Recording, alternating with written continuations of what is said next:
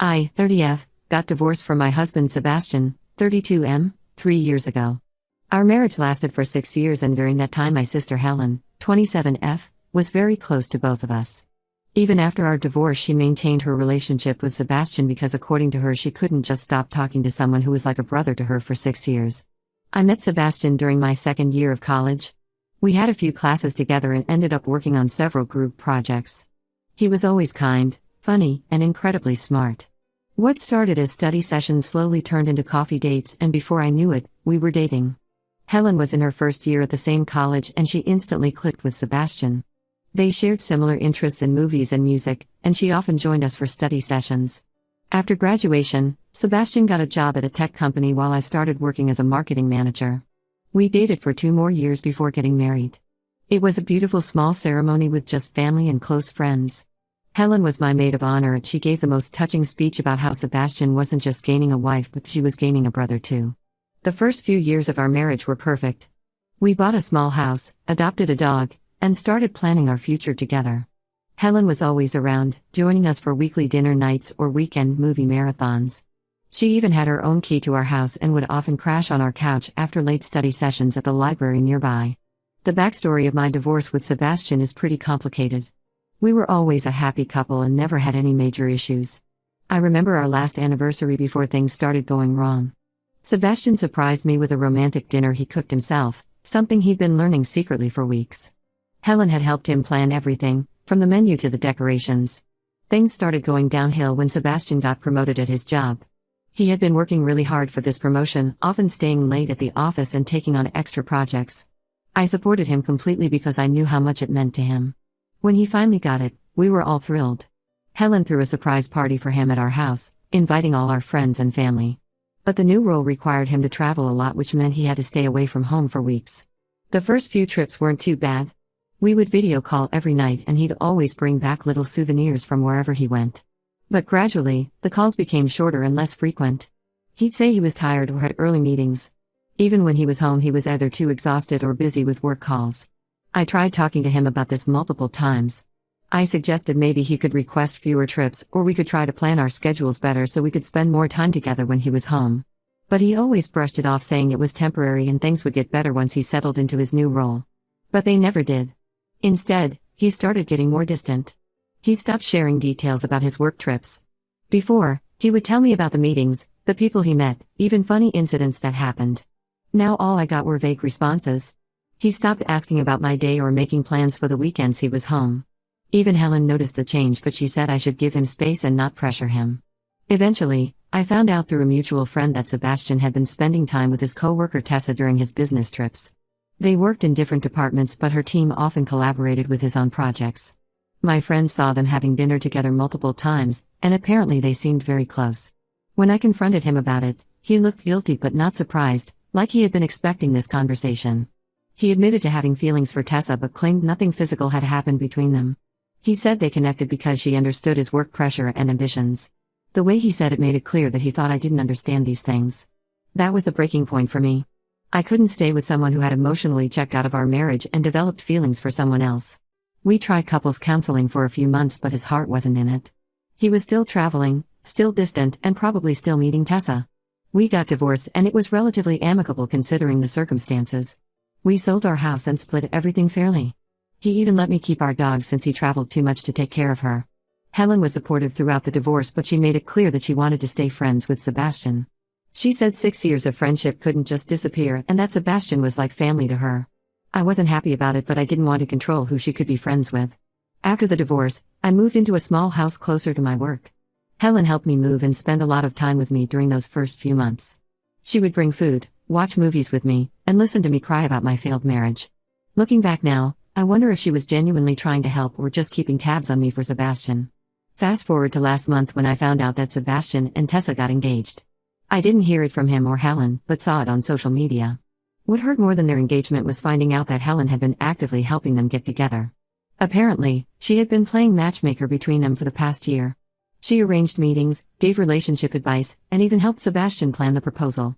When I confronted her about this, she said she just wanted Sebastian to be happy and that I should move on too. She acted like she had done nothing wrong, like helping my ex-husband get together with the woman he left me for was perfectly normal. She She even had the nerve to say that since I was already divorced, it shouldn't matter to me who Sebastian marries. I was devastated. My own sister, who saw how much the divorce affected me, who held me while I cried, who knew how betrayed I felt, helped orchestrate this whole thing. I cut off all contact with Helen after this. I blocked her number and social media accounts because I couldn't bear to see her acting like everything was fine. Last week our mom called me saying Helen's landlord sold her building and she needs a place to stay. My house has a spare room and Mom suggested that Helen could stay with me until she finds a new place. I refused immediately. Mom said I was being petty and that Helen is still my sister regardless of what happened. She said family should stick together during tough times. I told Mom that Helen clearly chose Sebastian's happiness over my feelings so she can go stay with him and Tessa. Mom called me heartless and said I was being cruel to my own sister. Helen also reached out through Mom's phone and apologized saying she never meant to hurt me. She said she just wanted everyone to be happy and didn't think it would affect me this much since I was already divorced from Sebastian. She begged me to let her stay with me as she can't afford most places in our area right now. I still refused. I can't imagine living with someone who betrayed my trust like that. Helen has been posting on social media about how families should forgive each other and how she's hurt that I won't help her when she needs me. Some of our relatives are saying I'm being too harsh and that I should be the bigger person. But I don't think I can forgive her for what she did. Update 1, it's been 2 weeks since my last post and things have gotten more complicated. After I refused to let Helen stay with me, she moved in with our cousin Alex. He was always close to both of us growing up. We spent every summer at his parents' beach house and he was like the brother we never had. When he heard about Helen's housing situation, he offered her his guest room without hesitation. Yesterday Alex called me and what he told me made my blood boil. Apparently Helen had been talking to Sebastian about me even before he started getting close to Tessa. This came out during one of their late-night conversations when Helen had too much to drink and started reminiscing about the past. She told him that I was complaining about his work schedule to everyone and that I was probably going to leave him anyway because I couldn't handle his success. Alex showed me some old messages between him and Helen where she was bad-mouthing me to our entire family. These messages went back to even before Sebastian's promotion. In one message, she told Alex that I was being selfish for wanting Sebastian to spend more time at home when he was trying to build his career. In another, she suggested that I was holding Sebastian back from accepting additional responsibilities at work because I was insecure about earning less than him. She made it seem like I was jealous of Sebastian's success and that I pushed him away with my constant complaints. She painted me as this nagging wife who couldn't understand ambition.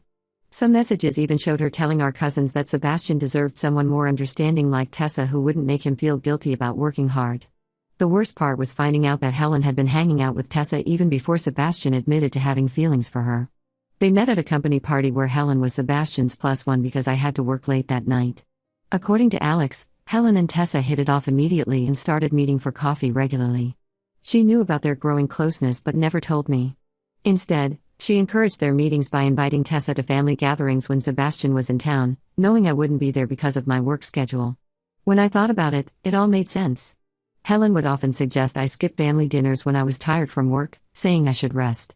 Now I realize she was creating opportunities for Sebastian and Tessa to spend time together without me around. She would tell me stories about these gatherings but conveniently leave out Tessa's presence. Alex said he felt guilty for keeping quiet all this time. He showed me more messages where Helen would orchestrate these meetings. She would plan family events around Sebastian's travel schedule and deliberately schedule them when she knew I had work commitments. When other family members asked about my absence, she would tell them I was too busy with work to make time for family. When I confronted Helen about this, she broke down and admitted everything. But her confession only made things worse. She said she always looked up to Sebastian and thought I was lucky to have him. Then she dropped another bombshell. She had a crush on him in college before he started dating me but never told anyone.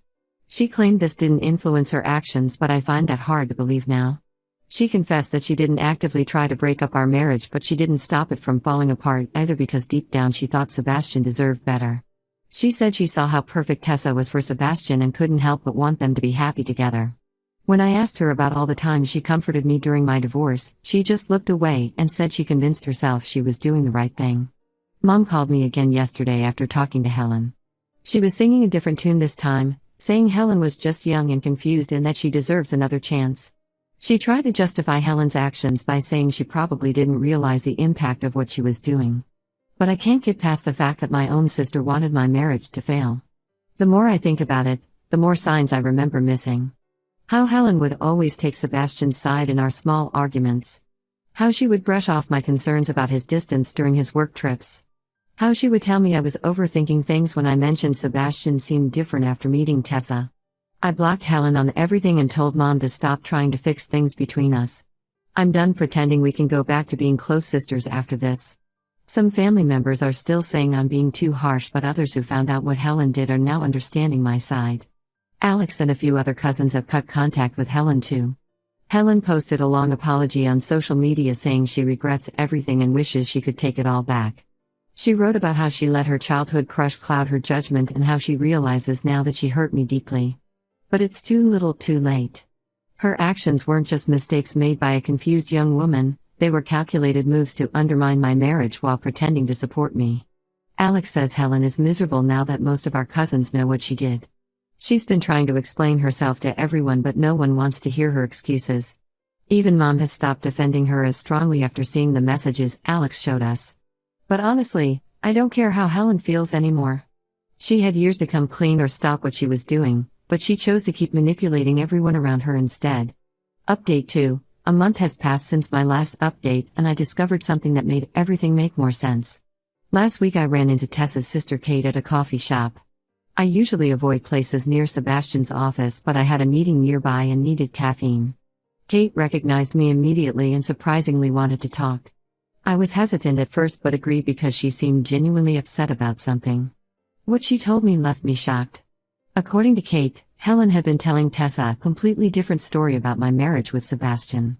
From the very beginning, Helen had painted me as the villain in their love story. She told Tessa that I was controlling and emotionally manipulative toward Sebastian. She made up stories about how I tried to stop Sebastian from taking the promotion and that I threw tantrums whenever he had to travel.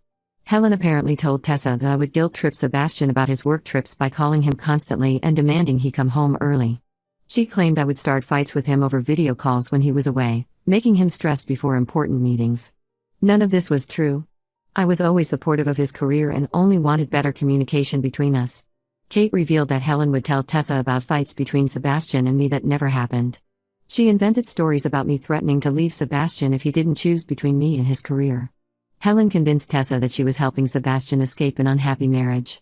She told Tessa that Sebastian was too good of a person to leave on his own, so he needed someone to help him realize he deserved better. The worst part was learning how Helen manipulated Tessa's feelings. She would tell Tessa about how Sebastian's face lit up whenever he talked about her, and how different he was with her compared to me. Helen fed Tessa's guilt about their growing closeness by assuring her that she wasn't doing anything wrong because Sebastian was already emotionally checked out of our marriage, thanks to Helen's lies about my behavior. Kate apologized for believing these lies and said she only found out the truth recently when she overheard Helen bragging to someone about how she masterfully handled the whole situation. Helen was at a party, slightly drunk, and was telling someone how proud she was of orchestrating everything so perfectly that no one suspected her involvement until it was too late. I was furious and wanted to confront Helen immediately, but Kate suggested something better. She helped me gather proof of all Helen's lies, including screenshots of her conversations with Tessa where she made up stories about me. There were messages where Helen told Tessa that I had always been jealous of her brother's success, how I tried to control every aspect of his life, and how much happier he seemed after spending time with her. Kate also showed me older messages where Helen would update Tessa about fights between Sebastian and me that never happened. She would make up these elaborate stories about me being unreasonable and Sebastian being the patient, suffering husband. All this time I thought Tessa was just the other woman, but she had been manipulated into believing she was saving Sebastian from a toxic marriage. I sent all these screenshots to our entire family group chat without any comment. Helen immediately started calling and messaging me, but I ignored her. The family chat exploded with reactions. Some relatives who had been defending Helen were now apologizing to me. Others were expressing their shock and disappointment in her behavior. Mom finally saw Helen's true colors and apologized for pressuring me to forgive her. She called me crying, saying she had no idea how calculated and manipulative Helen had been. Even Sebastian reached out and said he had no idea about Helen's lies. He apologized for everything and admitted that Helen's stories had influenced his perspective of our marriage problems. But honestly, his apology meant nothing to me anymore. He chose to believe lies about his wife of 6 years instead of talking to me directly. Helen tried to post another apology on social media, but this time no one was buying it. She wrote about how she got carried away trying to help everyone be happy and made some wrong choices. But thanks to Kate's revelations, everyone now knew that Helen hadn't just made some mistakes, she had deliberately created problems in my marriage and then played innocent while watching it fall apart. People started calling her out in the comments, sharing their disappointment and anger. Some even shared their own experiences of times when Helen had tried to manipulate situations in the past. She ended up deleting all her social media accounts after the backlash became too much. Last I heard from Alex, she's been staying in her room most days, avoiding family calls and messages. Update 3. It's been 7 months since everything happened and I'm finally at peace with how things turned out. Helen eventually moved to another city after most of our family cut contact with her. She got a job offer in Seattle and took it, probably because staying around became too difficult when everyone knew what she had done. She still tries to reach out through different numbers, but I blocked them all. Last month she showed up at my house unannounced at 9 p.m. I almost didn't recognize her at first. She looked different, tired and less put together than her usual self. She claimed she was getting therapy and wanted to make amends. She started crying on my doorstep about how much she misses her big sister and how therapy made her realize the extent of damage she caused. I listened to her apology without interrupting. She talked about how she had been working through her issues in therapy, about her unresolved feelings for Sebastian that she should have dealt with years ago, and how she regrets letting those feelings drive her to hurt me. She said she understood if I couldn't forgive her, but she needed me to know how sorry she was. I waited until she finished and told her that while I'm glad she's getting help, I couldn't forgive her. The trust she broke wasn't just about Sebastian, it was about years of manipulation and lies. I told her she should have thought about missing her sister before she spent years deliberately trying to ruin my marriage. She left crying but keeps sending letters through Mom. Mom doesn't pressure me anymore about forgiving Helen but forwards the letters saying it's my choice what to do with them. I haven't opened any of them. They sit in a drawer untouched because I know reading them will only bring back painful memories. Alex says Helen asks about me whenever she calls him, but he respects my decision to keep my distance. Sebastian and Tessa postponed their wedding after everything came out. The scandal affected Tessa's relationship with her own family too, especially Kate, who felt betrayed by Tessa's part in everything. Recently I heard they got married in a small ceremony in Hawaii. Helen wasn't invited, which gives me some satisfaction. Apparently Tessa reached out to apologize too, but I ignored her message. I've started dating again and met someone who makes me happy. He knows about everything that happened and understands why family gatherings might be complicated. Some relatives still bring up Helen, especially during holidays. They say things like she's still your sister and family is family, but I've learned that sharing blood doesn't give anyone the right to betray you. Last week Mom mentioned that Helen is engaged to someone she met in Seattle. She probably thought this news would make me happy, thinking Helen had finally moved on from her feelings for Sebastian. But honestly, I felt nothing. The sister I grew up with, the one I shared secrets with and trusted completely, died the day I found out about her betrayal. Some relatives still think I should forgive Helen, saying she's changed and deserves another chance. But I'm done sacrificing my peace for family bonds. I spent too many years being manipulated while thinking I had a supportive sister by my side. Sometimes cutting off toxic family members is the best thing you can do for yourself, even if others don't understand your decision. I finally found peace in my life without Helen's drama, and I plan to keep it that way.